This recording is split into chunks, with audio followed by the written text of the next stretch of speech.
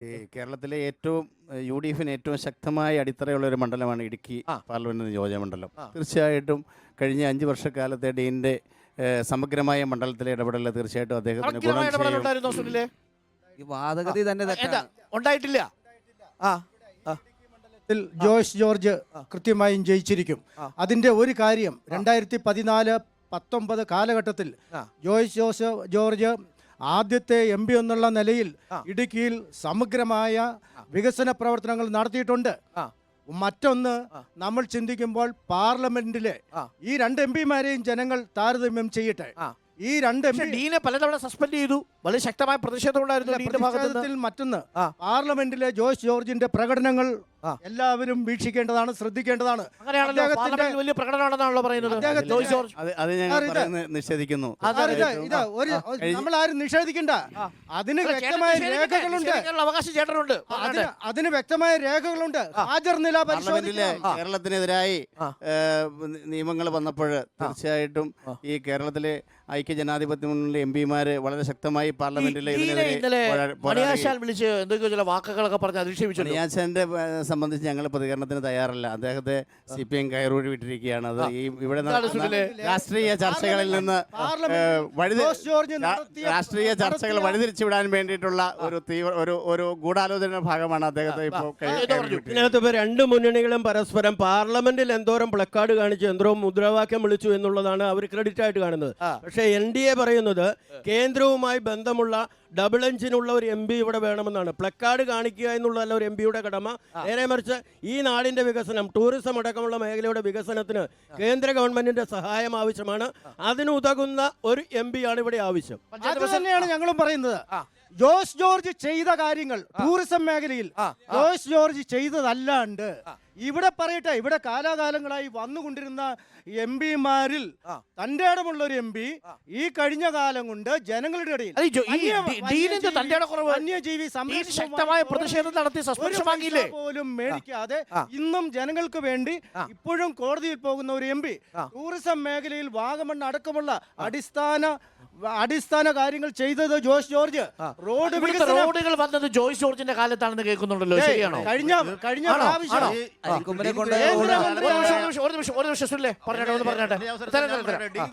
കാലത്തുണ്ടായ വികസനങ്ങൾ അതിന്റെ തുലം അടുത്ത് പോലും എത്താൻ പറ്റുന്ന ഒരു പ്രവർത്തനം ഇടതുപക്ഷത്തിന്റെ MP-യുടെ സ്ഥാനത്ത് ഒരു പ്രവർത്തനം പറയാമോ എന്നാണ് ചോദിച്ചത്. കുര്യാക്കോസിന്റെ വികസന പ്രവർത്തനം 68 വയസ്സുള്ള ഒരു തള്ളയുടെ ഡെഡ് ബോഡി എടുത്തോണ്ട് കൂട്ടി ഇവിടെ കോതമംഗലത്ത്. അല്ലാതെ ഡീൻ കുര്യാക്കോസ് എന്നാ ചെയ്ത ഇവിടെ? എന്താ ഇത്? ഡീൻ കുര്യാക്കോസ് ഇവിടുത്തെ പ്രളയകാലത്ത് എല്ലാ ഈ ജില്ലയിലെ ജനങ്ങളുടെ ഒപ്പം നിന്ന് 24 മണിക്കൂറും പ്രവർത്തിച്ച എന്നാ ചെയ്തത് സ്പെസിഫിക് ആയിട്ട് പറയാൻ പറ്റുമെന്നാ ചോദിച്ചേ. ഒരു നിമിഷം. നിങ്ങൾ സഖാക്കൾക്ക് മാത്രം അവസരം കൊടുക്കാതെ ഞങ്ങൾക്കും കൂടി അവസരം. ഒരു UDF-ന്റെ പ്രതിനിധിയോട് മാത്രം നിങ്ങൾ ചോദിച്ചു. ഞാൻ പറഞ്ഞോളാം.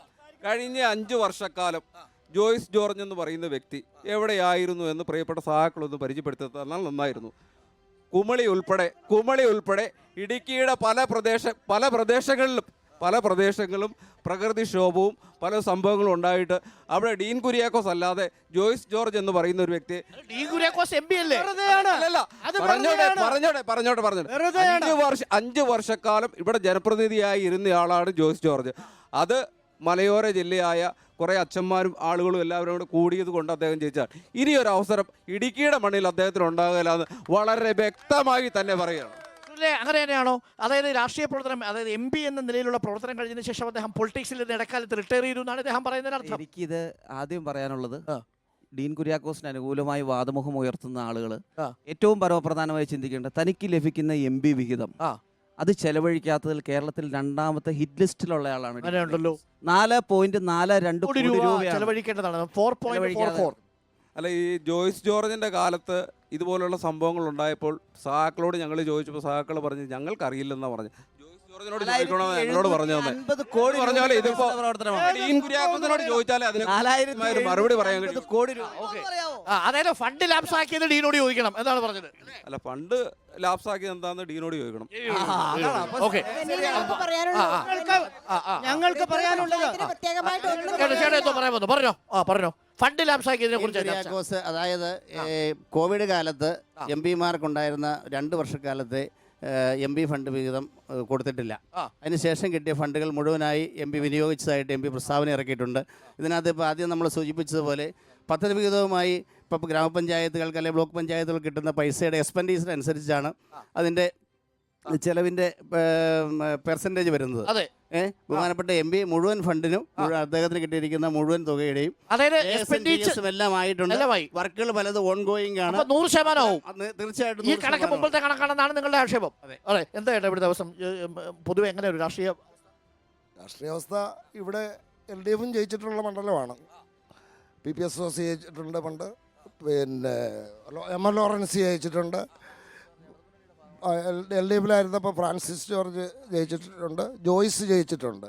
അപ്പം നല്ല മത്സരമുണ്ട്. അതേസമയം UDFിനെ സംബന്ധിച്ചിടത്തോളം UDFിൻ്റെ കോട്ടയാണ്. മൃഗീയ ഭൂരിപക്ഷമുണ്ട്. 1,75,000 വോട്ടായിരുന്നു കഴിഞ്ഞ പ്രാവശ്യമായതുകൊണ്ട്. അതിൽ ഈ കഴിഞ്ഞ പാർലമെൻറ്റ് തെരഞ്ഞെടുപ്പിൽ അപേക്ഷിച്ച് ഇത്തവണ കേരള കോൺഗ്രസ് മാണി ഗ്രൂപ്പ്, അതായത് ഞങ്ങൾക്ക് ഈ മണ്ഡലത്തിൽ ഏകദേശം 65,000 വോട്ടുകളുണ്ട്. കഴിഞ്ഞ പ്രാവശ്യത്തെ ഡീനിൻ്റെ ഭൂരിപക്ഷം ഉണ്ട്. അപ്പോൾ അത് തിരിച്ചു വരുമ്പോൾ സ്വാഭാവികമായിട്ടും ഞങ്ങൾ 50,000 വോട്ടിന് ജയിക്കും. LDF സ്ഥാനാർത്ഥി ജയിക്കാൻ അങ്ങനെ കണക്കുണ്ടല്ലോ. 65,000 വോട്ട് കേരള കോൺഗ്രസ് മാണിക്കുണ്ട്. ആ 65,000 വോട്ട് ഇപ്പോൾ LDFിനാ കിട്ടുക. അങ്ങനെയാണെങ്കിൽ ഡീൻ കുര്യാക്കോസിന് കിട്ടിയ 65,000 ഇങ്ങോട്ട് ഷിഫ്റ്റ് ആവും. അങ്ങനെ വന്നാൽ 50,000 വോട്ടിൽ LDF സാധ്യതയുമില്ല. കേരള കോൺഗ്രസ് എമ്മിന് ഈ ജില്ലയിൽ മുൻകാലത്തുണ്ടായ സ്വാധീനം ഇല്ല എന്നാണ് ഞങ്ങൾ വിചാരിക്കുന്നത്. സ്വാധീനം ഇല്ല. കേരള കോൺഗ്രസിന് സ്വാധീനമൊന്നും ഇല്ലെന്നാണോ നിങ്ങൾ കരുതുന്നത്? എന്താ സാധ്യത? ഇത്രയും വോട്ടുകൾ അതോ ജോയ്സിനാണ്? ഡീൻ കുര്യാക്കോസ് തന്നെ ജയിക്കും. ഡീൻ കുര്യാക്കോസ്. എന്താ, എന്തുകൊണ്ടാ? ഈ ഇടുക്കിയിലെ മണ്ണിൽ ഡീൻ ജനിച്ചു ഡീൻ എല്ലാ കാലഘട്ടത്തിലും ഏത് ഉരുളോട്ടിലുണ്ടായാലും ഏത് ആശ്രമം വന്നാലും ഡീൻ ഉണ്ടായിരുന്നു. ഇവിടെ ജോയ്സ് ജോർജ് ഇവിടെ ഞങ്ങൾ കണ്ടിട്ടില്ല. പുതിയ അറിവാണ്. അതൊരു പുതിയ അറിവാ. ഡീൻ കുര്യാക്കോസ് ഉണ്ടായിരുന്നോ ഇവിടെ?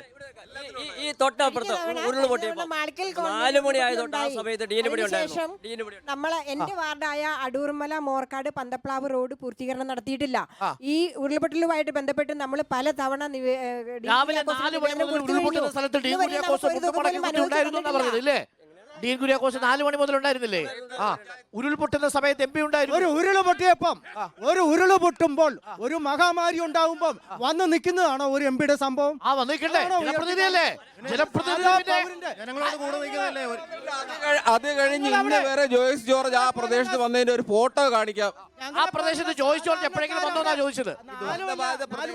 ഫോട്ടോയ്ക്ക് വേണ്ടിയല്ല നമ്മൾ നിലകൊള്ളുന്നത്. ആളുകളാണ് അവിടെ. MP എപ്പോഴാ വന്നത് ഞങ്ങൾക്ക് കൃത്യമായി അറിയാം. ഇവിടെയുള്ള ജനങ്ങൾക്കറിയാം. ഇതൊക്കെ വെറും പൊറോട്ട നാടകമാണ്. അരിക്കൊമ്പനെ ഇപ്പൊ ഏറ്റവും ഉദാഹരണം, അരിക്കൊമ്പനെ കൊണ്ടുപോയ റോഡ് കണ്ടപ്പോഴാണ് ഇടുക്കിയിലെ വികസന വിപ്ലവം എന്താണെന്ന് അറിഞ്ഞത്. ഡീൻ കുര്യാക്കോസ് എന്ന് പറയുന്ന ജോയ്സ് ജോർജ് നാടമുറിക്കൽ മാത്രമേ നടത്തിയിട്ടുള്ളൂ. ആളുകൾ പോലും നാടമുറിക്കൽ മാത്രമേ നടത്തിയിട്ടുള്ളത് അരിക്കൊമ്പനെ കൊണ്ടുപോയി. അതിനു മുന്നേ ഇവിടെ സംസ്ഥാന സർക്കാർ പണിതാണെന്നൊന്നും ആരും പറഞ്ഞിട്ടില്ല. അരിക്കൊമ്പനെ കൊണ്ടുപോയ സമയം ആ റോഡ് കണ്ടപ്പോ ഇത് ഞങ്ങൾ പണിത റോഡാണ്. പക്ഷെ യഥാർത്ഥത്തിൽ നോക്കാം NH ഏത് വഴിയാണ്? അത് കേന്ദ്രത്തിന്റെ ഫണ്ട് ഉപയോഗിച്ച് കൃത്യമായിട്ട് പണിതതാണ്. അതൊരു ഫ്ലെക്സ് വെച്ച് നിർത്തേണ്ടത്. ആ ഫണ്ട് കൊണ്ടുവരാനുള്ള ചങ്കൂറ്റം ജോയ്സിനെ ഉണ്ടായത്. ആദ്യമായി കൊണ്ടുവന്നത് Joyce George. Central road fund Joyce George ആണ് ഇടുക്കിയിലേക്ക് കൊണ്ടുവന്നതെന്നാണ് CPM പറയുന്നത്. സാർ, കേന്ദ്രമന്ത്രിയായിരുന്ന ഗഡ്കരി ജോയ്സ് ജോർജിനെ തന്റെ ഇടമായിട്ട് നല്ല ചോദിച്ചു വാങ്ങാൻ കഴിവുള്ള MP ഈ അടുത്ത കാലത്തല്ലേ പറഞ്ഞിട്ടുണ്ടോ? പറഞ്ഞായിട്ട് നമ്മൾ കേട്ടിട്ടില്ല. മലയോര ജില്ലയെ ഏറ്റവും കൂടുതൽ ബാധിക്കുന്ന വിഷയമാണ് ഗാഡ്ഗിൽ കസ്തൂരിരംഗൻ. ഇതുമായി ബന്ധപ്പെട്ട് ഏറ്റവും കൂടുതൽ നിയമ പോരാട്ടങ്ങൾ നടത്തിയിട്ടുള്ളതും ബഹുമാനപ്പെട്ട പരമോന്നത നീതിപീഠമായ സുപ്രീം കോടതിയിലടക്കം ഇതിന് നിയമ പോരാട്ടങ്ങൾക്ക് നേതൃത്വം നൽകിയ ആളുമാണ് ജോയ്സ് ജോർജ്. NRC അടക്കമുള്ള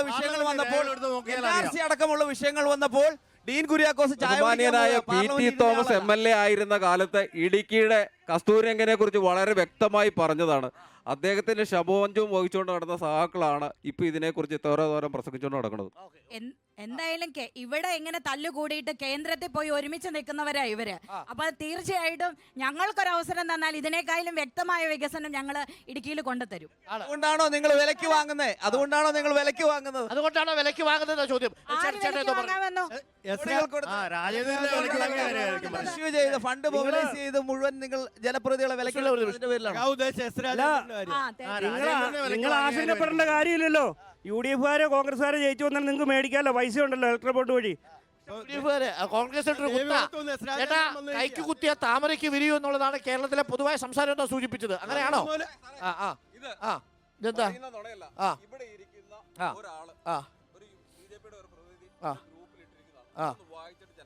ഇത് നമ്മള് വാട്സപ്പിൽ വരുന്ന കാര്യം നമ്മൾ പബ്ലിക് പറയാൻ പറ്റില്ല. പല കാര്യങ്ങളും വരും. അത് ശരിയല്ല. അത് ശരിയല്ല, ഒട്ടും തീരെ ശരിയായ ഒരു കാര്യമല്ല. അപ്പോൾ നമ്മളൊരു ചെറിയ ഇടവേള വേണം. ഇടുക്കിയിലെ രാഷ്ട്രീയ വിഷയങ്ങൾ ഇടുക്കിയിലെ തദ്ദേശീയ ജനപ്രതിനിധികളും രാഷ്ട്രീയക്കാരും പൊതു വോട്ടർമാരുമാണ് ചർച്ച ചെയ്യുന്നത്. അപ്പോൾ